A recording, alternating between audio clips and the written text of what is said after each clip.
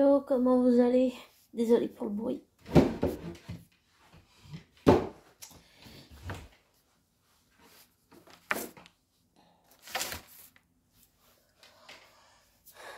Comment vous allez?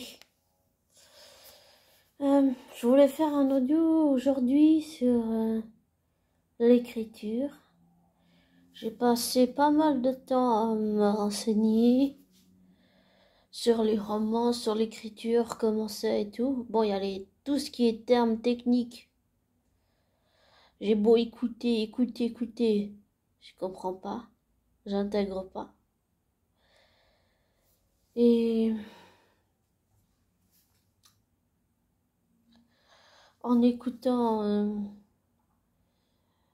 Christelle Le Bailly, Amandine Lambert,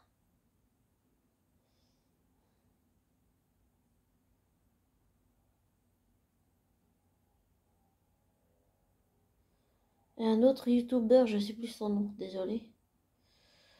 En les écoutant, j'ai compris beaucoup de choses. J'ai compris que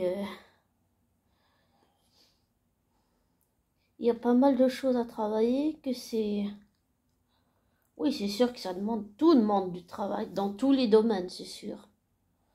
Mais c'est juste que je me rends compte en les écoutant qu'en fait, tout ce que vivent mes personnages, c'est lié à mes propres traumatismes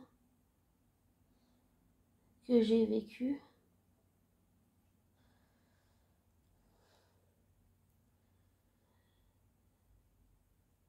Et que je sais pas, mais je pense que mes personnages vont s'en sortir, mais je sais pas comment. Ça viendra naturellement.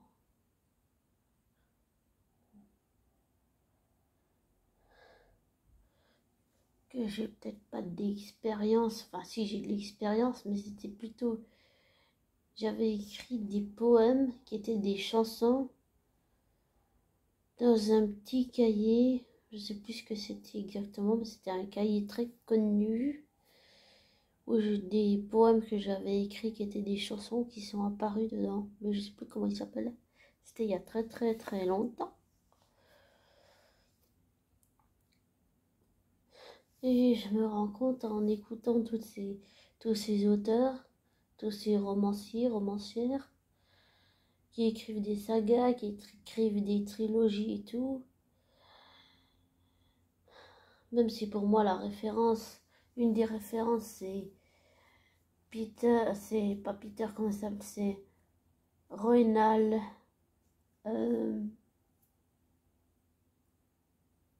Tolkien, avec Le Seigneur des Anneaux, aussi J.R.R. Martin, J.K. Rowling. Oui, c'est sûr que c'est beaucoup de travail, mais je me rends compte que ça me confronte à des choses de moi-même aussi à travers ce livre. Surtout avec le personnage de Warren. Je sens que ça fait des années que je fais une dépression. Et là, je réalise en les écoutant que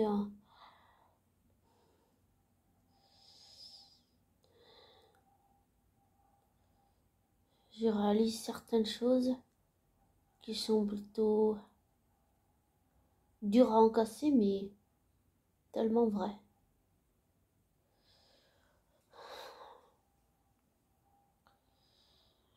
Et qu'il y a certaines choses que j'ai refoulées et au fur et à mesure que j'écris leur livre, tout ce que j'ai refoulé, tout ressort. Et que ça peut être autant dur pour mes personnages que pour moi, même si j'ai conscience que j'ai envie que ça soit publié, c'est juste que ça désarme. Et quand on est déjà dans une remise en question, on se met encore plus en remise en question. Encore plus, on creuse pour vraiment aller dans le fond. Là où ça fait mal pour démêler le sac de nœuds. Et je réalise que Warren, il fait des choses pas bien parce que je vais mal. Et que d'une certaine façon, il vit aussi un peu la même dépression que moi. Sauf qu'il fait des choses interdites que je ne peux pas faire et que je n'aurais jamais fait. Il faut pas dire jamais, on sait jamais. Je suis un peu bête de dire ça. Enfin bref, je réalise que Warren a fait toutes ces choses parce que j'allais pas bien. Et parce que je vais pas bien. Et qu'il se sent pas à la hauteur, il se sent mal, il se sent tous ces traumatismes qu'il a vécu l'ont traumatisé autant que moi.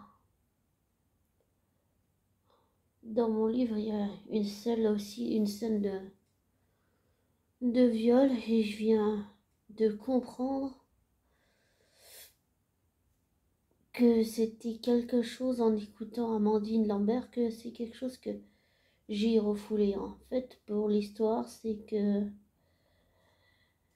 j'avais rencontré un gars, on avait parlé et tout, sauf qu'il m'a embrassé sans mon accord. Et sur le moment, je m'en suis pas rendu compte, mais là, je vous le dis maintenant parce que je viens de le comprendre, que dans ma tête et dans mon cœur, c'était plutôt vécu comme un baiser, mais pas, non, c'était pas baiser, c'était pas vécu comme un baiser, non, c'était un baiser non consenti. Pour moi, je l'ai vécu comme un viol, voilà, un viol, même si ça n'en est pas vraiment un. J'en ai parlé avec ma soeur qui, elle, m'a toujours dit que elle pensait que c'était pas un viol, mais j'arrêtais pas de lui dire que moi je l'avais vécu comme ça, et puis elle me disait non, c'est pas un viol, genre juste une agression. Mais c'est pas comme ça que je le ressens. Pour moi, c'était dans ma tête, et dans ma tête, c'est toujours vécu comme un viol, voilà.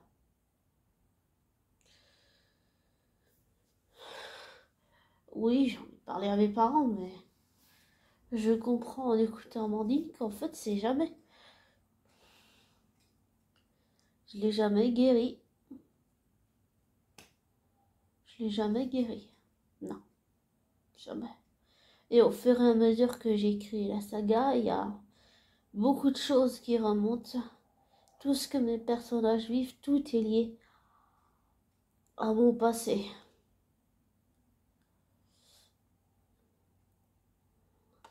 Ils en bavent. Ils sont courageux. Il y a aussi des termes qui sont abordés qui sont plutôt durs, comme par exemple, pas seulement l'histoire du viol, il y a aussi l'histoire de, par exemple, aimer quelqu'un que pour le sexe et de pas aimer cette personne pour l'être humain qu'il est au fond de lui, enfin surtout si c'est une femme avec un homme et tout. Et en plus si ça se reproduit plusieurs fois, 2 fois par exemple, eh ben, pour les gens sensibles, je vous conseille pas mon livre. Hein. Mais voilà, je me rends compte en écoutant tous ces auteurs qui sont, je pense, à la base des professionnels, qu'il y a que tout ça c'est lié à mon passé et que je me rends compte aussi en les écoutant que tous mes personnages, toute leur histoire est basée sur beaucoup de conflits. Beaucoup de conflits. Énormément de conflits.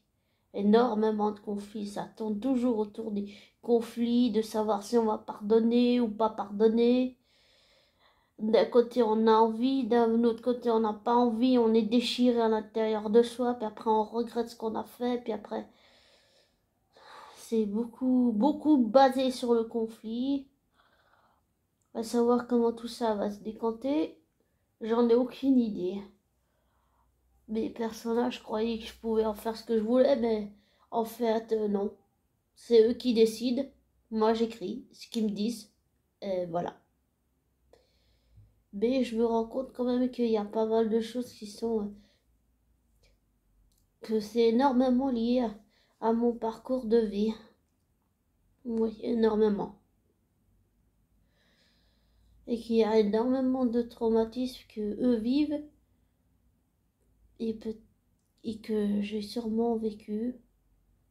C'est-à-dire que mes traumatismes que j'ai vécus, ils ont vécu, mais on va dire différemment, avec des situations différentes. Voilà. Et que c'est... émotionnellement, ça secoue. Ça secoue.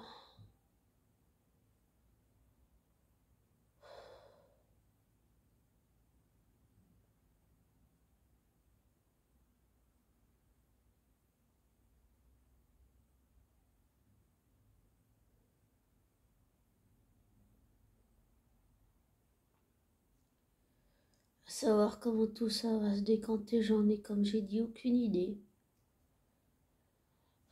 J'ai compris que à partir du moment où les personnages sont là, ils prennent vie d'une certaine façon. C'est eux qui prennent le contrôle, c'est eux qui décident, pas moi. Mais que tout ce qui décide, c'est basé sur mon propre passé. Surtout sur les traumatismes, beaucoup les traumatismes. À savoir comment tout ça va se décanter, comment ils vont guérir tout ça émotionnellement, psychologiquement. J'en sais trop rien.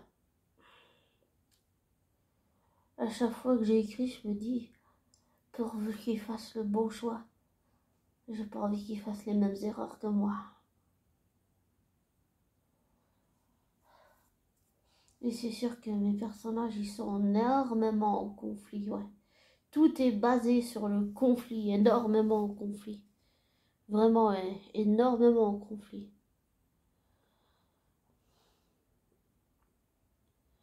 Parce qu'ils sont blessés par les situations qu'ils vivent.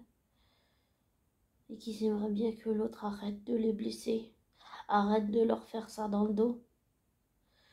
Par exemple, sans vouloir trop striker ou spolier ou je sais pas, trop striker, c'est juste que par exemple, il y avait dans mon livre, il y a eu un triangle amoureux et, et en fait, Warren, il a été honnête et il a été tout dire. Enfin, la première fois, c'est son meilleur ami qui a tout découvert, ce qui est la pire des façons, la pire des manières. Et la deuxième fois, c'est Warren qui allait dire lui-même à son meilleur ami et l'amour de sa vie, ce qu'il avait fait, et tous les deux lui en veulent tellement que c'est pour eux, c'est pas possible de pardonner. Et ça tourne beaucoup autour du pardon, comment on peut se pardonner et tout et tout. J'en ai aussi beaucoup parlé avec ma psychologue. Alors, désolée si je dis pas son nom, elle a souhaité que je dise pas son nom. Je vais pas dire son nom pour respecter son anonymat. Ma psychologue, mais elle pense que c'est aussi comme c'est basé avec mon truc de passé, tout ça, que si j'arrive à me pardonner, alors peut-être que l'entourage de Owen réussirait à lui pardonner. Et ça, c'est un effet miroir parce que ça me confronte aussi à des choses que je veux pas affronter. Et que je le veuille ou non, par la force des choses, je suis forcée de le faire. Que je le veuille ou non. Et je sens que plus j'écris, plus ça me force à aller dans une zone inconfortable. Ça me pousse en dehors de ma zone de confort, ça me pousse à aller vraiment au fond, là où je veux pas aller. Là où ça fait mal. Des fois, il faut être un peu masochiste, c'est vrai. Mais pour régler, il faut vraiment aller au fond des choses. Et désolé, mais être mage aussi, ça comprend aller au fond là où ça fait mal, là où il y a le sac de nœuds pour. Parce que au milieu, c'est le sac de nœuds, c'est la racine du problème. Il faut aller dans la racine du problème pour défaire les nœuds de l'intérieur. Et je pense que ça va se faire. C'est sûr que ça va se faire. Sûrement sur plusieurs tomes. Parce que je la pense maintenant, là, je la pense à long terme. Mon père, il m'a dit, mon père adoptif m'a dit, mais il faut qu'il y ait un début, il faut qu'il y ait un milieu et une fin. Voilà ce qu'il m'a dit. Ce que j'essaye d'appliquer, mais je sens que plus ça va, plus c'est long, plus je comprends que ça soit une trilogie, soit une saga. Mais j'ai tendance à penser plus saga que trilogie, en fait. Même si je prends beaucoup mes inspirations chez Tolkien, chez J.R.R. Martin, chez Peter Jackson, le réalisateur, chez ah oui aussi Loki, euh, chez la réalisatrice qui a réalisé toute la saison 1 de Loki, Kate Aaron ou Aaron, désolé, je sais pas comment on prononce, désolé si j'ai écorché le nom, c'est pas ce que je voulais, je sais pas comment il faut dire Aaron ou Aaron, je sais pas.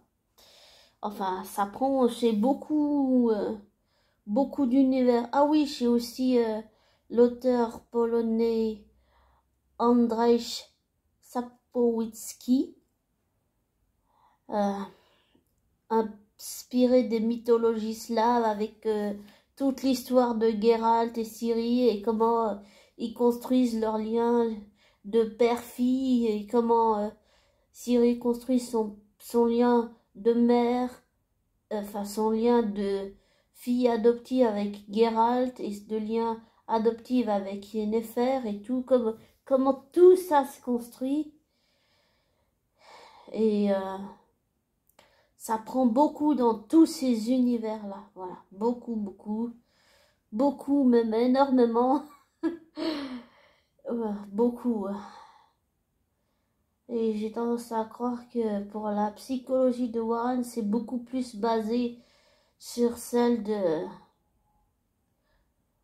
En dissociant bien Loki et Tom, c'est basé sur plus celle de Loki que de Warren, sauf que c'est plutôt genre qui prend toutes les mauvaises décisions, il fait des choses qu'il devrait pas faire et tout, il fait plein de choses qu'il devrait pas faire, mais je me rends compte que en fait ça traduit ma dépression. Voilà ce que je me rends compte, c'est que ça traduit ma dépression. Un peu comme J.K. Rowling, quand elle a perdu sa mère, elle est tombée mais énormément, elle a fait une énorme dépression et ça s'est manifesté sous la forme comment ça s'appelle, les fameux mange-morts là, qui sont tout dégueulasses, enfin que j'aime pas en tout cas.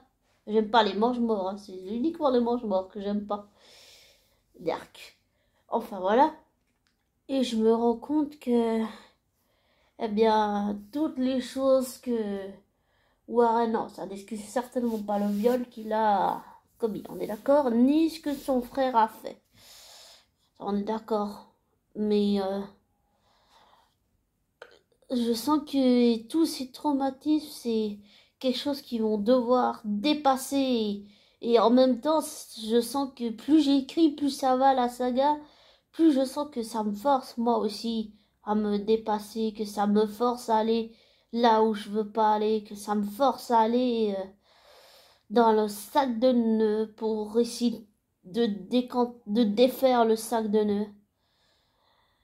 Et ma marraine, elle me disait quand elle me parlait des vies intérieures, à quoi tu vas aller faire là-dedans parce que parce que t'en as pour des millions d'années à défaire ce sac de nœuds, mais j'ai l'intuition que avec ça, j'arrive à démêler un peu les sacs de nœuds de tout ça.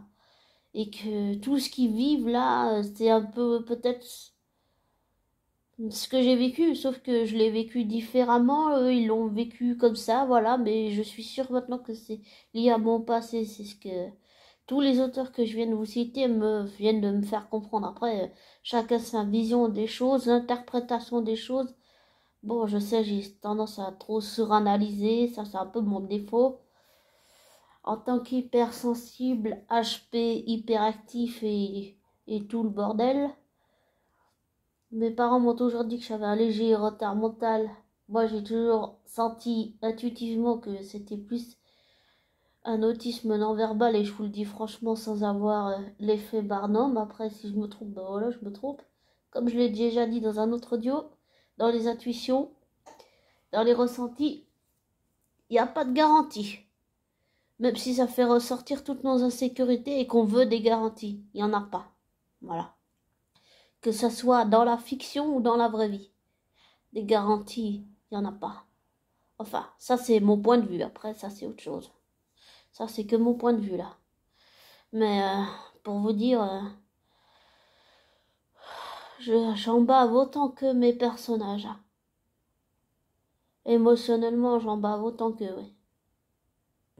Ben, si vous voulez un exemple, sans striker, c'est juste que par exemple, pendant que Warren vivait ces choses difficiles, enfin cette scène, pas scène, enfin on va dire cette captivité de torture, voilà. Désolé d'avoir striké et spolié, mais voilà. Et ben en fait, je souffrais je souffrais en même temps que lui. Je mangeais pas, je dormais pas, je pleurais tous les jours, je pleurais, je pleurais.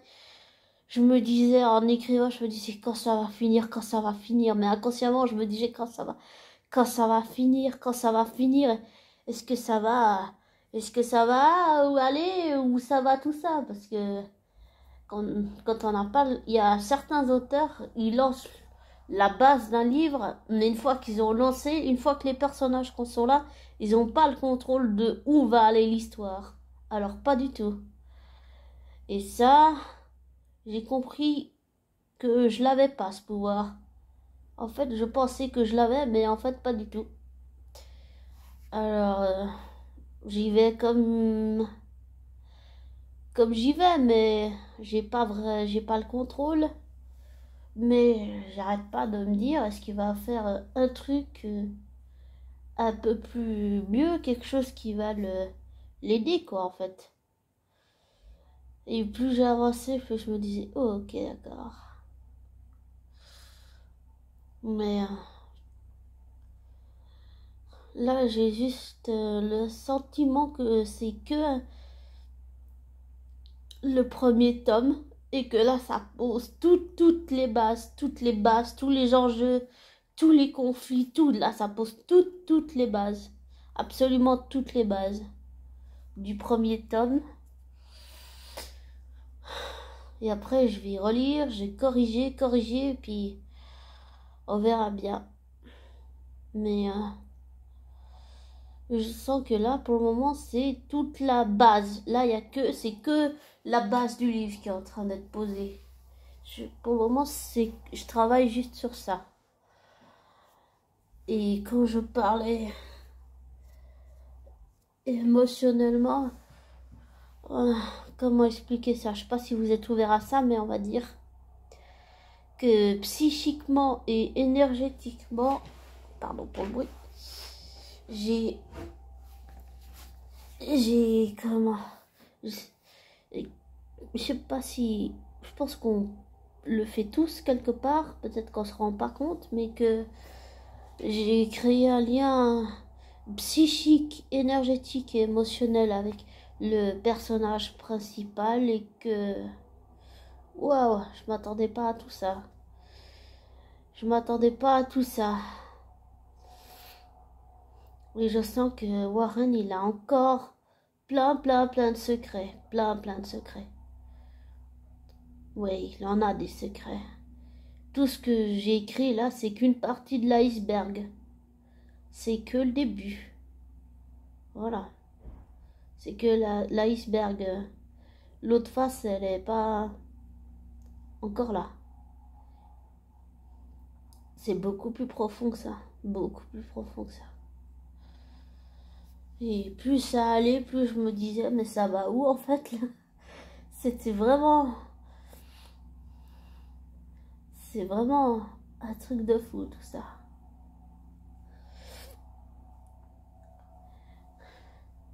Et plonger dans ce monde-là comme plonger dans celui de... Pardon. De Loki, bon c'est deux choses différentes, mais plonger dans ça c'est vraiment... c'est vraiment... C'est un puissant fond, tu vas, mais il y a encore autre chose, puis encore autre chose, en chose. Mais là, pour le moment, je peux juste confirmer que, avec tout ce que je viens d'écouter, ça donne pas seulement à remettre en question personnel, intime et à réfléchir, ça fait aussi remonter plein de choses, plein de choses. Et peut-être que je me rendais pas compte en écrivant tout ça que, en réalité, ça me faisait aussi remonter des choses des traumatismes que j'ai vécus. Et voilà.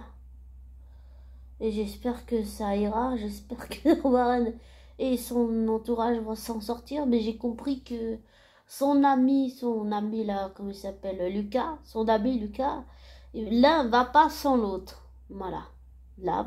L'un va pas sans l'autre. Et que il y a une amitié qui est en train de naître entre ces deux-là. Je le sens. Je vous dis, je le sens. Et je vais sûrement relire, réécrire, puis après je vais peut-être faire comme ah oui, aussi une autre youtubeuse, Margot de Seine, que j'ai écoutée. Pardon.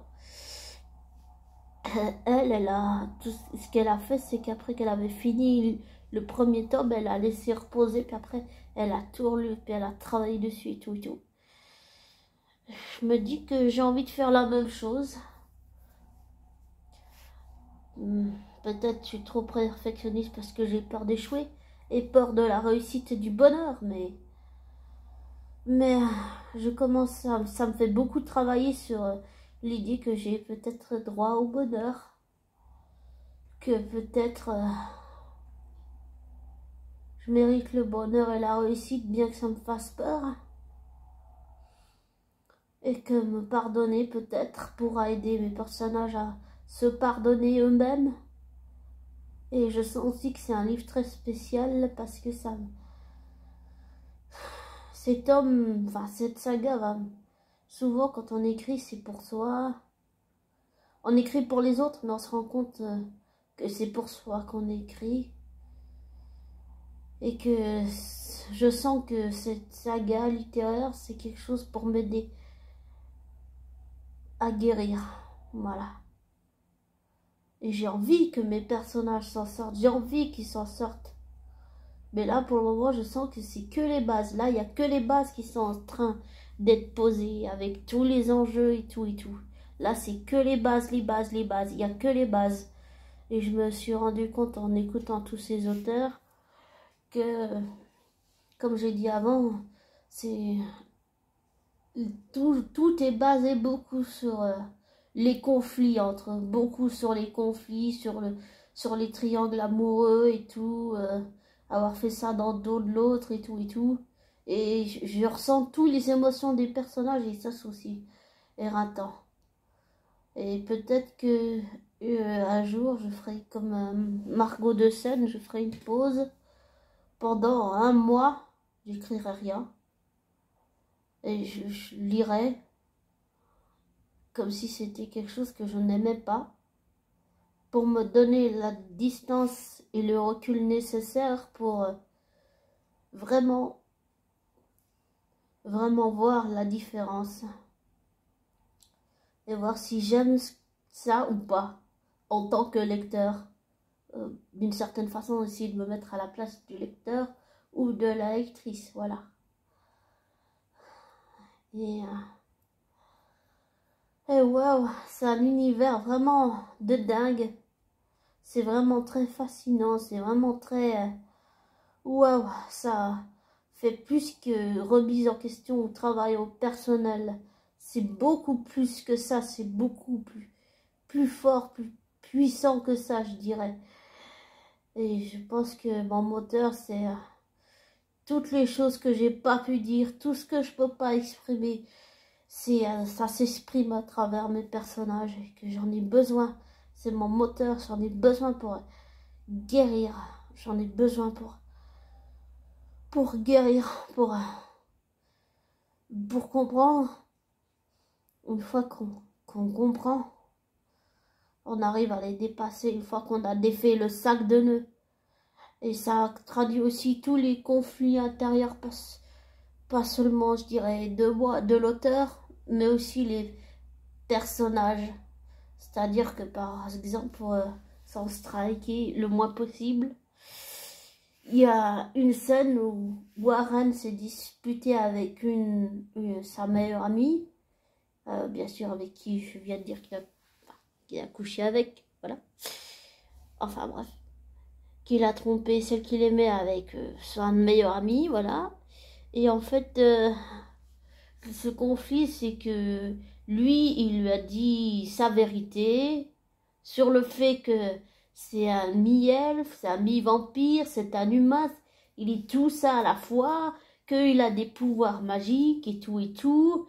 Elle le croit pas, elle lui dit que c'est faux, qu'il y a une explication rationnelle, que tout peut être, enfin elle le dit pas comme ça, mais elle le dit que tout peut être expliqué rationnellement, qu'il y a forcément une explication rationnelle à tout ça, et que voilà, il y a forcément une explication rationnelle, et elle accepte pas, voilà, elle accepte pas, elle est dans le déni, elle accepte pas qu'ils lui disent sa vérité, elle accepte pas que c'est quelqu'un qui est magique, elle accepte pas qu'il ait des pouvoirs, elle accepte pas tout ça, elle accepte pas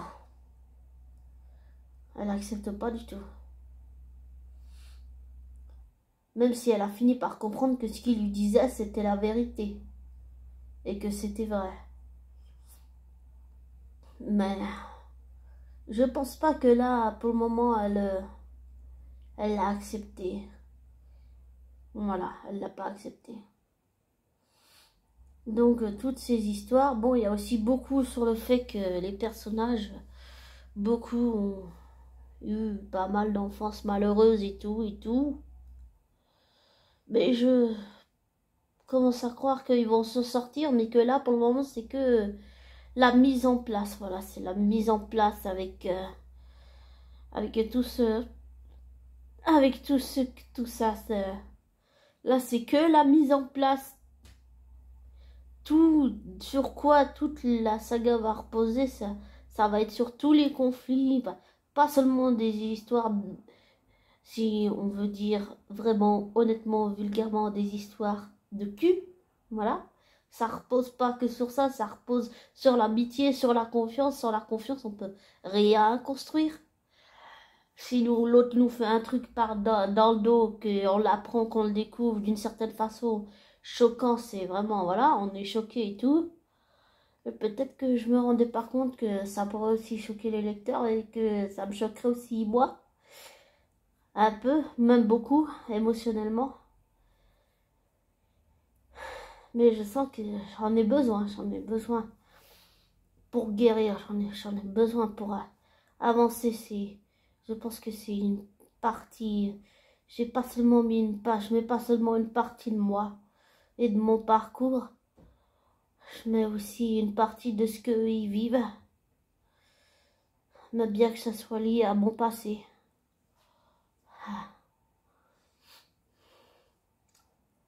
Et tout ça, c'est surprenant. Et je remercie beaucoup tous ces auteurs que je viens de citer. Margot, Amandine, Billy ou Bielly, je sais plus comment il s'appelle. Il y avait un mec qui s'appelait Billy ou je sais plus. Il y a un auteur, mais je sais plus son nom. Et tous ces auteurs que je viens d'écouter, là,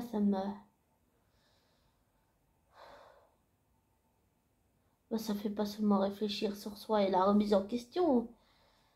Ça fait aussi ressortir pas mal de traumatismes, des choses que j'ai refoulées, beaucoup de choses.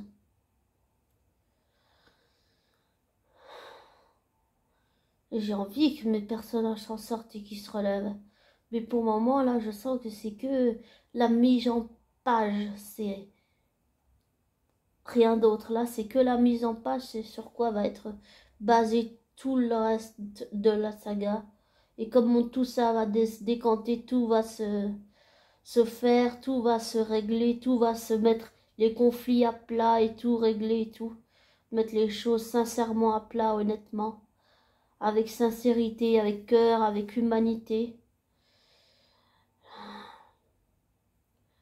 Mais peut-être que je me rendais pas compte que ça pouvait choquer. Et quand je dis pas seulement le lecteur ou la lectrice, c'est que en y repensant à cette scène de viol que j'ai écrite, en fait, je m'aperçois que ça me choque aussi en tant que lectrice. Oui. Et que ça me ramène à quelque chose de mon passé que j'ai vécu. Voilà. Et que même si je l'ai vite évoqué,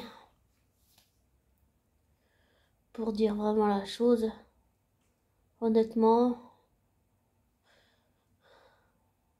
même si ça l'était pas dans ma tête et peut-être dans mon cœur inconsciemment, mais je suis sûre que dans ma tête, en tout cas, je l'ai vécu, même si c'était pas, comme ma soeur a dit, un viol. Pour moi, c'était un viol. Voilà. Ce baiser, c'était un viol. Bah, c'est comme ça que je l'ai vécu.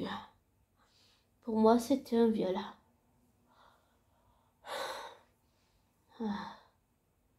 C'était un viol. Et souvent, ce genre de choses, tu l'enfouis en toi et puis un jour, paf, ça te revient bien dans la gueule comme il faut. Et je sens qu'en écrivant ce livre, il y a à chaque fois, il y a des choses qui ressortent, à chaque fois. Tout ce que j'ai enfoui, tout ce que j'ai caché, tout ressort. C'est comme si tout ce que j'ai enfoui, tout m'expose à la gueule. D'une certaine façon, j'ai envie de dire que c'est mérité. Et d'un autre côté, non. Peut-être que j'ai pas dépassé toutes ces choses. Et que toute cette saga va me servir à ça, justement. À la résolution des conflits, à mettre les choses sur la table, à guérir émotionnellement. Mes personnages sont basés surtout, contrairement à beaucoup, sur l'aspect psychologique, émotionnel. C'est pas qu'une histoire de super pouvoir magique et tout. C'est vraiment basé sur l'aspect émotionnel des choses. Beaucoup dans le relationnel, tout ce qui est conflit. Tout ça. Vraiment, c'est tout ça. Je sens que c'est vraiment tout ça, là. Voilà. Enfin, désolée d'avoir trop parlé. Je suis désolée. Et ça me fait bizarre de dire que ce que j'ai vécu, je l'ai ressenti comme un viol. Voilà. Ce baiser, je l'ai vécu comme un viol. C'était un viol pour moi. Même si ma soeur m'a dit que ça en était pas un, pour moi, ça en était un. Ça en était un. Ouais, c'était un viol pour moi. Et peut-être que même si j'en ai parlé à mes parents adoptifs, en fait, je l'ai toujours pas dépassé. Voilà. Mais je pense que ça va m'aider à ça. Pour le moment, là, c'est que la base. Là, je fais que poser toutes les bases. Absolument toutes les bases. Je sais pas comment va se finir le tome 1. J'en ai aucune idée. Tout ce que je sais, c'est que là, pour le moment, c'est les bases. Et que tous ces renseignements de ces youtubeurs, de ces auteurs, autrices, m'ont beaucoup aidé. et prendre conscience de certaines choses, peut-être que j'en avais pas conscience, et ça me fait, même si ça fait mal émotionnellement, ça fait aussi du bien, parce que ça te force à aller là où tu veux pas aller, ça te force à te dépasser, mais pas le faire pour les autres, mais le faire pour toi. Et je sens que c'est un moyen de guérir, et tout ce que j'arrive pas à dire, je le mets dedans, je mets tout dedans, je mets tout dedans, tout. Et tout. Et ça s'exprime par mes personnages. Maintenant, j'en suis sûre, j'en suis convaincue. Oh, c'est un truc de balade. Je dis ça, c'est positif en disant que c'est un truc de balade. C'est juste que je m'attendais pas à ce que ça me remue autant émotionnellement. Wow. Vos avis m'intéressent, ils sont les bienvenus. On peut débattre sous cet audio si vous voulez. Vos avis constructifs sont les bienvenus. Et vos avis négatifs aussi, je veux dire négatif, c'est-à-dire négatif, pas du genre oh, tout ce que tu fais c'est de la merde, non, mais négatif dans le style t'expliques pourquoi tu penses que c'est négatif, qu'est-ce qu'il faudrait changer, comment tu peux voir ça, comme ça peut me donner des idées aussi, je serais très contente. Et aussi, je voulais réaffirmer autre chose. Aux personnes à qui je fais apparemment peur, j'invite aussi ces personnes à donner leur avis et aussi à m'expliquer pourquoi je leur fais peur. Voilà. Je serais très contente de discuter avec ces personnes, mais qu'elles m'expliquent pourquoi je leur fais peur. Et peut-être que ça me donnera à réfléchir et que ça me donnera des idées et que ça m'aidera aussi à dépasser certaines choses et peut-être à me radoucir. C'est vrai que c'est pas mal. Mes écrits sont plutôt... C'est très brut de décoffrage. Ça peut être violent. Alors, même si je suis une hyperactif HP, hypersensible, et comme je le pense sincèrement, autiste non verbal, contrairement à ce que mes parents adoptifs ont dit, même si je pense que chacun a son opinion là-dessus, eh bien, on verra où tout ça va aller. Et aussi, je voulais dire que, en vous disant ça, je pense à ma flamme jumelle. Parce que je crois que je vais avoir besoin de son aide. Je vais avoir besoin de son aide pour un sujet plutôt difficile. Je vais avoir besoin de son aide.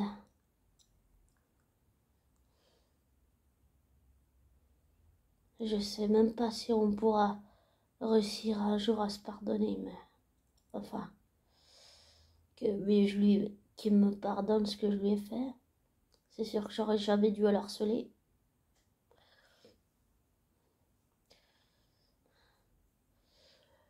Et je pense que ma saga va exprimer aussi d'autres thèmes, beaucoup d'autres thèmes. J'ai aussi fait des chansons. J'ai composé tout un album où je parle beaucoup de ce que j'ai fait à ma flamme jumelle. Voilà. Beaucoup. Et aussi, je me suis rendu compte que ça parlait pas mal de lui et que j'ai aussi me suis rendu compte que j'ai écrit aussi beaucoup de chansons pour certaines personnes qui font partie de ma famille de cœur aussi. Voilà. Et que je pense que le fait d'avoir peur du bonheur et de la réussite et de penser que je suis indigne d'être aimé par vous, 277 abonnés, ou par ma famille de cœur, ou par ma famille adoptive, tout ça, c'est dans sa globalité, ça fait partie de tout ça, ça fait partie de moi, ça fait partie de my story. My story is, it's pain for me. Je dis que c'est douloureux, ben, sur certaines choses que j'ai vécues, oui. Désolée pour le bruit. Désolée, je m'attendais pas à ça. Désolée. Enfin voilà. Et la dernière vidéo que j'ai publiée, c'était une vidéo où mon père a dit qu'il était d'accord d'apparaître dessus. Alors voilà, je l'ai mis. C'était quand on était en vacances à Brienz, je sais plus où. C'est quelque part en Suisse. Et puis on allait c'était où il y a des superbes, la cascade, non, c'était les rives, non, les cascades du Doubs ou un truc comme ça. C'est vraiment un magnifique endroit où on allait. C'était vraiment magnifique. Alors, voilà. Enfin, bref, voilà. Et comme je leur dis, eh bien, si vous voulez discuter, on peut discuter sous cet audio. Je serais volontiers d'accord de répondre à toutes vos questions. Euh, Si un jour ça vous dit de faire un direct, je veux bien en faire un, mais sauf que je suis un peu un peu nulle avec tout ce qui est informatique, donc voilà. Mais je veux bien une fois faire un direct, puis répondre à toutes vos questions. Et je réinvite les personnes à qui je fais peur à venir sur la radio et à débattre avec moi et à expliquer pourquoi je leur fais peur. Voilà. Bon, je vous souhaite une belle journée et voilà, prenez soin de vous, je vous aime. Ah, et merci d'être abonné, merci d'être 277 abonnés dans le monde. Merci, merci, merci d'être là, merci. Et je vous aime. I love you.